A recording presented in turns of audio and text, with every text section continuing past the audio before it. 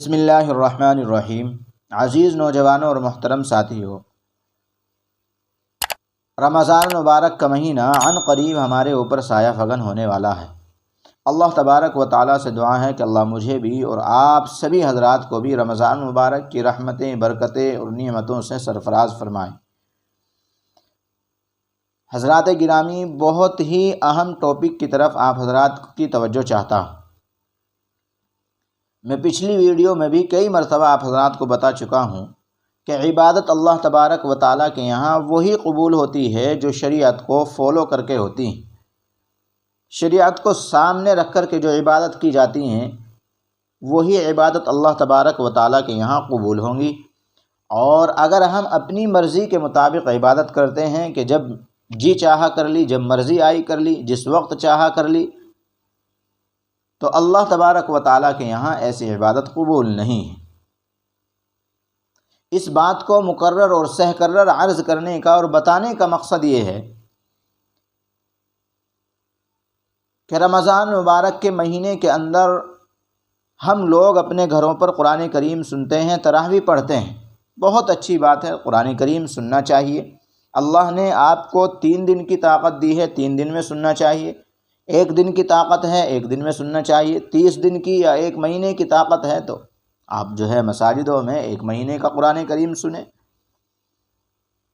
تو جتنی آپ کے اندر ہمت ہے اس حساب سے آپ قرآن کریم سن سکتے ہیں۔ لیکن قرآن کریم کو اپنے گھروں پر اور تراویح کو اپنے گھروں پر پڑھتے وقت ہم ایک بہت بڑی غلطی کرتے ہیں، اور غلطی یہ ہے کہ ہمارے برابر میں بالکل مسجد ہے، کوئی عذر نہیں ہے، کوئی شرعی عذر نہیں، اس کے باوجود ہم اپنی عشاء کی فرض نماز کو اپنے گھروں پر ہی ادا کرنے لگتے ہیں۔ اکثر دیکھا جاتا ہے، اکا دکا کی تو میں بات نہیں کرتا، لیکن اکثر یہ دیکھا جاتا ہے کہ جو لوگ اپنے گھروں پر تراویح پڑھتے ہیں، اپنے گھروں پر قرآن کریم ختم کراتے ہیں، قرآن کریم سنتے ہیں،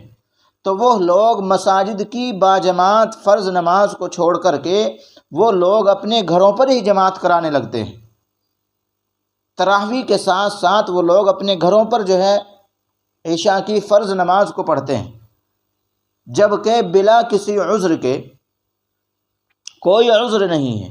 اس وقت آپ کو فرض نماز کا اپنے گھروں پر ادا کرنا یہ مکروہ ہے۔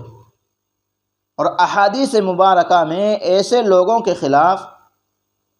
بہت سخت وعیدیں آئی ہیں کہ جو لوگ کسی عذر کے بغیر فرض نماز کو، جماعت کی نماز کو چھوڑ دیتے ہیں، مسجد کی باجماعت نماز کو چھوڑ دیتے ہیں،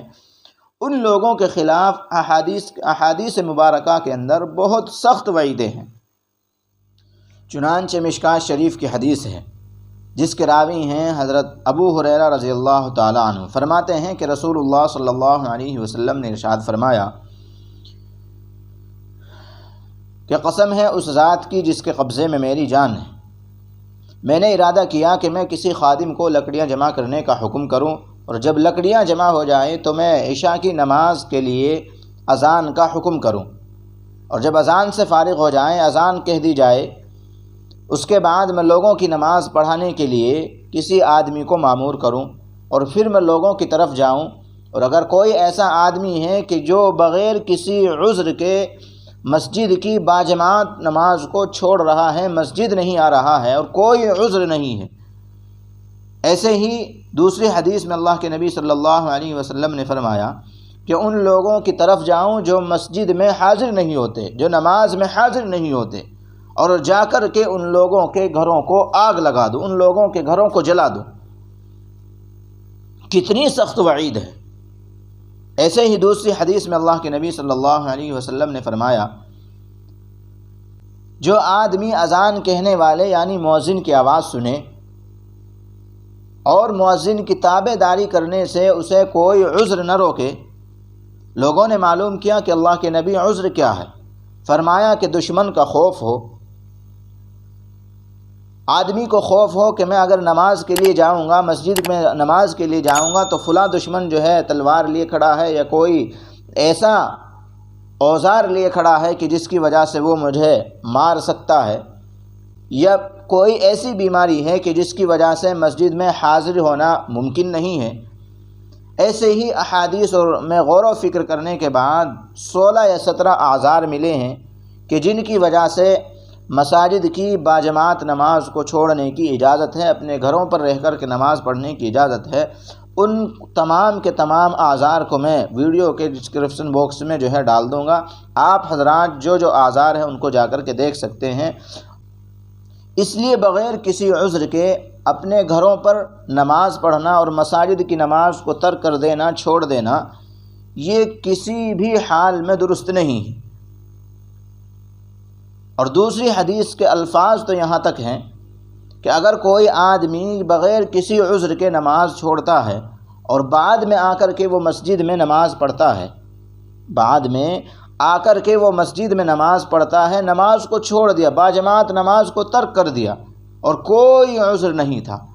اس کے بعد آ کر کے وہ مسجد میں اپنی نماز کو ادا کرتا ہے، تو فرمایا اس آدمی کی نماز قبول ہی نہیں ہوتی ہے۔ اس آدمی کی نماز قبول ہی نہیں ہوتی ہے کہ جو بغیر کسی عذر کے باجماعت نماز کو ترک کرنے کے بعد مسجد میں نماز پڑھنے کے لیے آتا ہے۔ تو بتائیے، اس طرح کی وعیدیں اللہ کے نبی صلی اللہ علیہ وسلم نے بیان فرمائی ہیں، جبکہ اللہ کے نبی صلی اللہ علیہ وسلم کو اپنی امت سے کس قدر پیار اور محبت ہے، آپ سوچ کر تو دیکھیں۔ اس لیے میرے عزیزو، اس غلط فہمی کو اور اس برائی کو اپنے اندر سے نکالیں۔ آپ اپنی نماز کو مساجدوں میں ادا کرنے کے بعد اپنے گھروں پر آ کر کے تراویح پڑھیں۔ اور اگر کوئی واقعی عذر ہے، اور اگر آپ یہ سمجھتے ہیں کہ یہ عذر ہے کہ مساجدوں میں نماز لیٹ سے ہوتی ہے اور ہم اپنے گھروں پر اذان ہوتے ہی نماز کھڑی کر دیتے ہیں اور تراویح پڑھنا شروع کر دیتے ہیں، تو یہ کوئی عذر نہیں ہے، شریعت میں اس کو عذر نہیں مانا گیا ہے۔ اس لیے عذر وہی قابل قبول ہے کہ جو شرعی عذر ہو، شریعت نے اس کو عذر مانا ہو۔ اگر شریعت نے اس کو عذر نہیں مانا ہے، کسی کو عذر نہیں مانا ہے، تو وہ عذر آپ اپنی طرف سے نہیں بنا سکتے ہیں، اپنی طرف سے عذر کو تلاش نہیں کر سکتے ہیں۔ اس لیے عذر وہی قابل قبول ہے کہ جو شرعی عذر ہو، اور شرعی عذر وہ تمام کے تمام کیا ہیں، وہ میں نے ویڈیو کے ڈسکرپشن باکس میں ڈال دیے ہیں، آپ حضرات وہاں جا کر کے دیکھ لیں۔ اور میری ہاتھ جوڑ کر کے آپ سبھی حضرات سے درخواست ہے کہ ویڈیو کو، اس پیغام کو زیادہ سے زیادہ لوگوں تک پہنچائے، تاکہ رمضان المبارک آنے سے پہلے ہر ایک تک یہ پیغام پہنچ جائے اور وہ اپنی اس برائی کی، اس غلط فہمی کی اصلاح کر لے۔ اللہ مجھے اور آپ کو عمل کی توفیق عطا فرمائے۔